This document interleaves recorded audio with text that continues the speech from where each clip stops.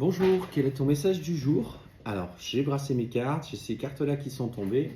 Est-ce qu'on te dit à titre personnel, là pour le coup c'est un message pour toi, qu'il est temps de couper avec une tierce personne? Clairement, on sent tu as besoin aujourd'hui de changement, d'évolution. On te dit que ton âme a besoin que tu reconsidères des rapports avec, tu vois, cet adversaire, alors que tu sois dans une relation ou en lien avec une autre personne, dans le cadre d'un parcours sacré, on te dit de la nécessité de clôturer ce chapitre. Ces personnes ont des influences en tout cas négatives. On sent qu'aujourd'hui, elles sont encore énergétiquement trop proches de toi et qu'elles arrivent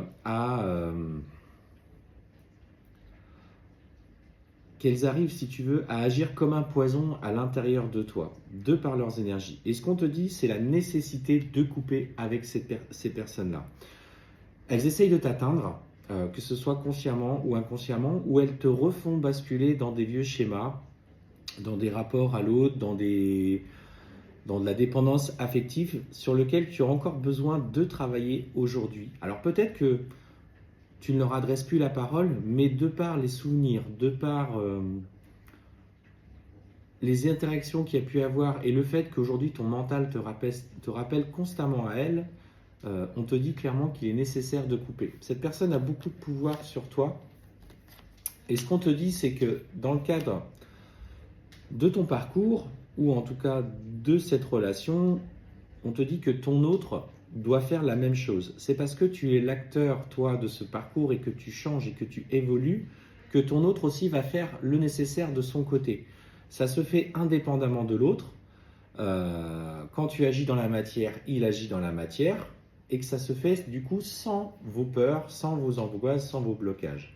On te dit aujourd'hui clairement que toi, tu as besoin de retrouver la paix pour toi-même, et déjà par rapport à cette tierce personne, de couper avec ces schémas répétitifs. Ce qui fait que ton autre, lui, de son côté, va faire exactement la même chose. Dans un premier temps, il va se mettre dans ce processus au départ de transformation, et il va tout doucement, avec les synchronicités, les situations qui vont se présenter à lui, que l'univers va lui envoyer, faire évoluer son rapport à l'autre. Donc, il va rentrer dans le même schéma que toi. Sachez que dans un parcours d'âme jumelle et de flamme jumelle, notamment sur les flammes jumelles, vous êtes tellement liés dans vos énergies que lorsqu'un bouge dans la matière, il tire à l'autre dans le même sens. Et ce qu'on te dit, c'est que ton autre, il va retrouver du coup la paix pour lui. Il va du coup comprendre ce qu'il a besoin de mettre en place. Il va enfin faire ses choix pour retrouver l'apaisement pour lui. Et on te dit que tu vois, le choix, c'est toi, c'est le choix d'un nouveau départ, c'est le choix de lui dans toute sa puissance,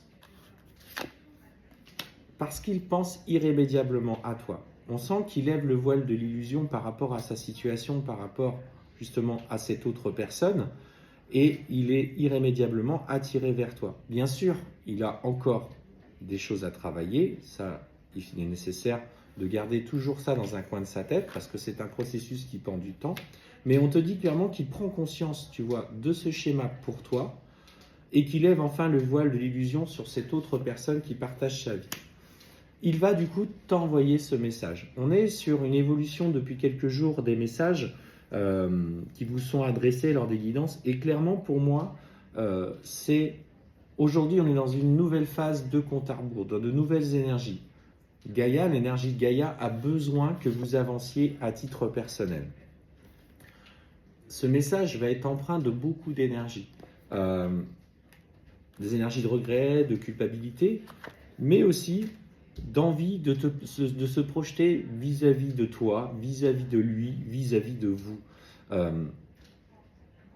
Il est en train de prendre conscience de la place que tu prends, que tu as déjà dans son cœur, parce que c'est ça qu'il faut comprendre. Dans sa tête, il te rejette, mais dans son cœur, il t'a près de lui. Il a ces ressentis qui sont extrêmement forts, extrêmement intenses.